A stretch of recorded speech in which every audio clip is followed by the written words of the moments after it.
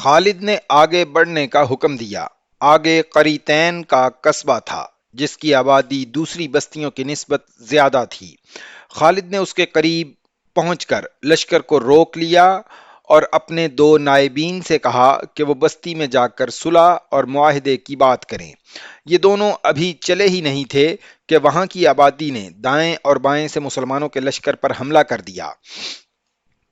یہ حملہ اگرچہ غیر متوقع نہیں تو اچانک ضرور تھا۔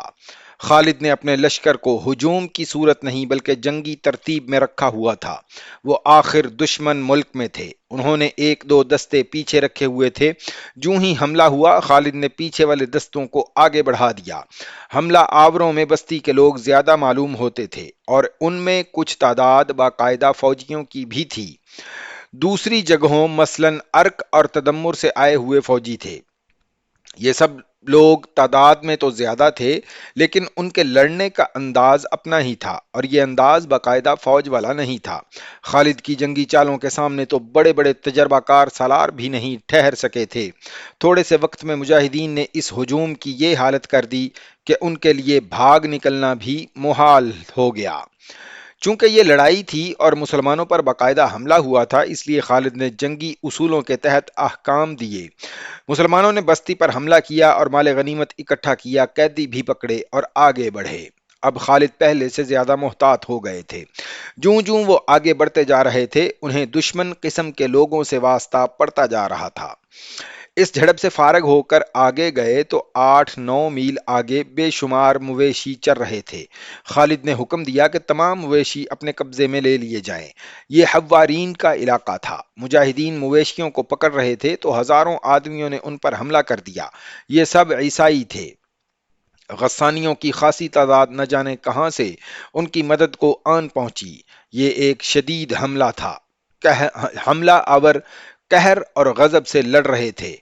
ان کا ایک ہی نعرہ سنائی دے رہا تھا، انہیں یعنی کہ مسلمانوں کو کاٹ دو، انہیں زندہ نہ جانے دو۔ خالد کی حاضر دماغی اور مجاہدین کی ہمت اور ان کے استقلال نے انہیں اس میدان میں بھی فتح دی، لیکن مجاہدین کے جسموں میں اگر کچھ تازگی رہ گئی تھی تو وہ بھی ختم ہو گئی۔ کسی بھی تاریخ میں مجاہدین کی شہادت اور زخمی ہونے کے اعداد و شمار نہیں ملتے۔ ان پر جو حملے ہوئے تھے ان میں یقیناً کئی مجاہدین شہید ہوئے ہوں گے، بعض شدید زخمی ہو کر ساری عمر کے لیے معذور بھی ہوئے ہوں گے۔ شہیدوں کی تعداد دشمن کے مقابلے میں کم ہو سکتی ہے، یہ کہنا کہ کوئی بھی شہید نہیں ہوا درست نہیں۔ اس طرح مجاہدین کی تعداد کم ہوتی جا رہی تھی اور کمک کی کوئی امید نہیں تھی، پھر بھی مجاہدین سیلاب کی مانند بڑھے جا رہے تھے۔ خالد اب زنجیروں والی خود جس پر وہ سرخ امامہ باندھے رکھتے تھے رات کو ہی اتارتے تھے۔ لشکر کا کہیں قیام ہوتا تو خالد مجاہدین کے درمیان گھومتے پھرتے رہتے۔ ان کے چہرے پر تازگی اور ہونٹوں پر مسکراہٹ ہوتی۔ ان کی مسکراہٹ میں طلسماتی سا تاثر تھا جو مجاہدین کے حوصلوں اور جذبوں کو تر و تازہ کر دیتا تھا۔ حوارین کے لوگوں کو شکست دے کر خالد نے وہاں صرف ایک رات قیام کیا اور صبح دمشق کی سمت کوچ کر گئے۔ شام اور لبنان کے درمیان ایک سلسلہ کوہ ہے، اس کی ایک شاخ شام میں چلی جاتی ہے۔ دمشق سے تقریباً 20 میل دور 2000 فٹ کی بلندی پر ایک درہ ہے جس کا نام ثنیۃ العقاب یعنی عقاب کا درہ ہے۔ اسے یہ نام خالد نے دیا تھا۔ دمشق کی طرف کوچ کے دوران خالد کا لشکر تقریباً 1 گھنٹے کے لیے رکا تھا اور خالد نے اپنا پرچم عقاب یہاں گاڑ دیا تھا۔ مؤرخ لکھتے ہیں خالد جتنی دیر وہاں رکے رہے ایک جگہ کھڑے دمشق کی طرف دیکھتے رہے۔ ان کے سامنے زرخیز سرسبز اور شاداب علاقہ تھا۔ صحراؤں کے یہ مجاہد اتنا سبزہ زار اور دل نشیں خطہ دیکھ کر حیرت کا اظہار کر رہے تھے۔ دمشق سے 11-12 میل دور مرج نام کا ایک شہر تھا۔ اس کی تمام تر آبادی غسانیوں کی تھی۔ غسانیوں کی بادشاہی میں ہلچل بپا تھی۔ ان کے پایہ تخت بصرہ میں اطلاع پہنچ چکی تھی کہ مسلمان بڑی تیزی سے آگے آ رہے ہیں اور عیسائی ان کے آگے ہتھیار ڈالتے چلے جا رہے ہیں۔ غسانیوں کا بادشاہ جبلہ غصے میں رہنے لگا۔ فارسیوں کی طرح وہ بھی بار بار کہتا تھا کہ ان ذرا جتنے مسلمانوں کو اس کی بادشاہی میں داخل ہونے کی جرت کیسے ہوئی ہے۔ اس نے اپنے جاسوس بھیج کر معلوم کر لیا تھا کہ مسلمان کس طرف سے آ رہے ہیں اور ان کی نفری کتنی ہے۔ اسے آخری اطلاع یہ ملی کہ خالد بن ولید دمشق سے کچھ دور رہ گیا ہے اور وہ مرج کے راستے دمشق تک پہنچے گا۔ مرج، جبلہ غسانی نے کہا اور سوچ میں پڑ گیا، پھر بھڑک کر بولا، مرج؟ کیا ان دنوں وہاں میلہ نہیں لگا کرتا؟ میلہ شروع ہے، اسے جواب ملا۔ جبلہ نے اسی وقت اپنے سالاروں کو بلایا اور انہیں کچھ احکامات دیے اور کہا ان احکامات پر فوراً عمل درآمد شروع ہو جائے۔ یہ ایک جال تھا جو اس نے خالد کے لشکر کے لیے مرج کے میلے میں بچھا دیا تھا۔ وہ عیسائی تھے جنہوں نے مسلمانوں کے آگے گھٹنے ٹیک دیے ہیں۔ اس نے کہا،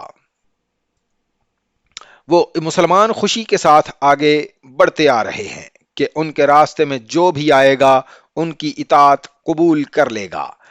رومیوں کو نیچا دکھانے والے غسانی عرب کے بدوؤں کی اطاعت قبول نہیں کریں گے۔ ہم مرج میں ہی ان کا خاتمہ کر دیں گے۔ خالد مرج کے قریب پہنچ رہے تھے اور انہیں میلہ نظر آ رہا تھا۔ بہت بڑا میلہ تھا۔ یہ غسانیوں کا کوئی تہوار تھا۔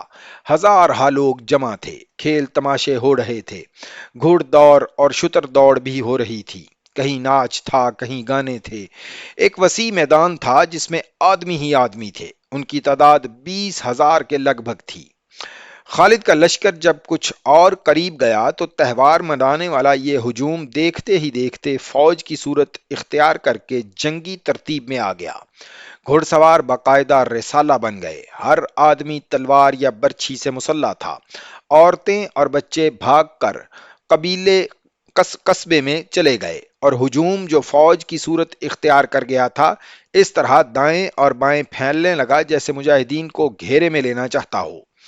مجاہدین کو اپنے پیچھے سرپٹ دوڑتے گھوڑوں کا قیامت خیز شور سنائی دیا۔ ادھر دیکھا، غسانی سواروں کا ایک دستہ تلواریں اور برچھیاں تانے سمندر کی طوفانی لہروں کی طرح چلا آ رہا تھا۔ یہ تھا وہ جال جو جبلہ نے خالد کے لیے بچھایا تھا۔ ممکن نظر نہیں آتا تھا کہ خالد اپنے لشکر کو اس جال میں سے نکال سکیں گے۔ مجاہدین کی تعداد 9,000 بھی نہیں رہ گئی تھی اور جس دشمن نے انہیں اپنے جال میں لے لیا تھا ان کی تعداد 3 گنا تھی۔ مجاہدین تھکے ہوئے بھی تھے۔ 5 روزہ صحرائی سفر کے بعد وہ مسلسل پیش قدمی اور مارکہ آرائی کرتے آ رہے تھے۔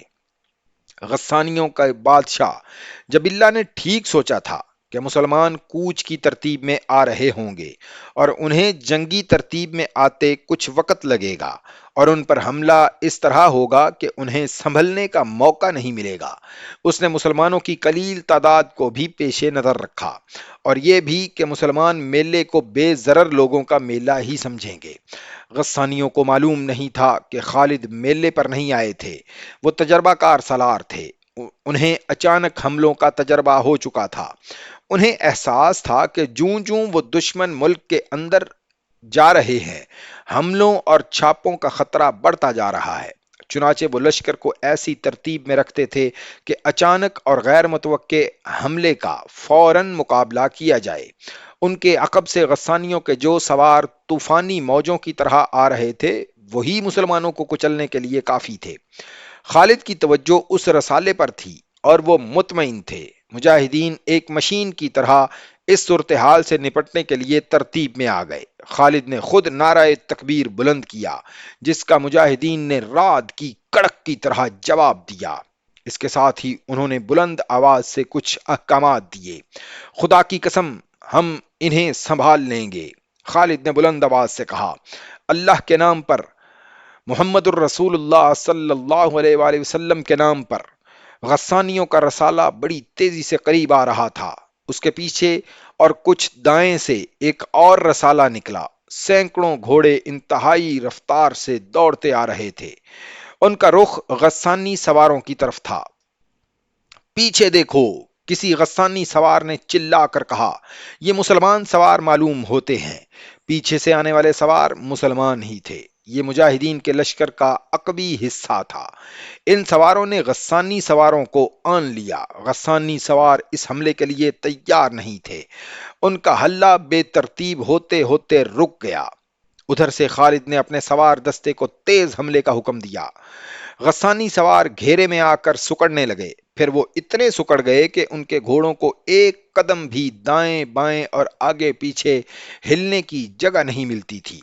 اس کے ساتھ ہی خالد نے شتر سوار تیر اندازوں کو میلے والے لشکر پر تیر برسانے کا حکم دے دیا اور دوسرے دستوں کو دشمن کے پہلوؤں پر حملے کے لیے بھیج دیا۔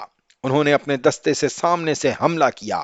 یہ عقل اور جذبے کی لڑائی تھی۔ غسانی پیادوں کو اپنے گھڑ سواروں پر بھروسہ تھا، جو اب مجاہدین کی تلواروں سے کٹ رہے تھے یا مارکے سے نکل کر بھاگ رہے تھے۔ خالد کی کوشش یہ تھی کہ دشمن کے لشکر کے عقب میں چلے جائیں تاکہ دشمن شہر میں نہ جا سکے۔ خالد کے حکم سے غسانیوں کے خیموں کو آگ لگا دی گئی۔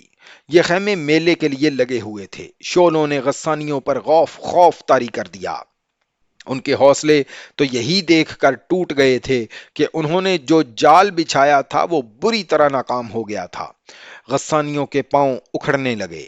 ان کا جانی نقصان اتنا زیادہ ہو رہا تھا کہ خون دیکھ کر وہ گھبرا گئے۔ آخر وہ بھاگنے لگے۔ خالد بار بار اعلان کرا رہے تھے کہ اپنے شہر کو تباہی سے بچانا چاہتے ہو تو باہر رہو۔ شام تک خالد اس شہر سے مال غنیمت اور بہت سے قیدی اکٹھے کر چکے تھے۔ شہر میں ان عورتوں کے بین سنائی دے رہے تھے جن کے خامند، بھائی، باپ اور بیٹے مارے گئے تھے۔ خالد نے رات کو ابو عبیدہ کے نام پیغام بھیجا کہ وہ خالد کو بصرہ کے قرب و جوار میں ملیں۔ بصرہ غسانی حکومت کا پایہ تخت تھا۔ غسانی اور رومی مل کر بصرہ کے دفاع کا انتظام کر رہے تھے۔ مجاہدین کا بڑا ہی سخت امتحان ابھی باقی تھا۔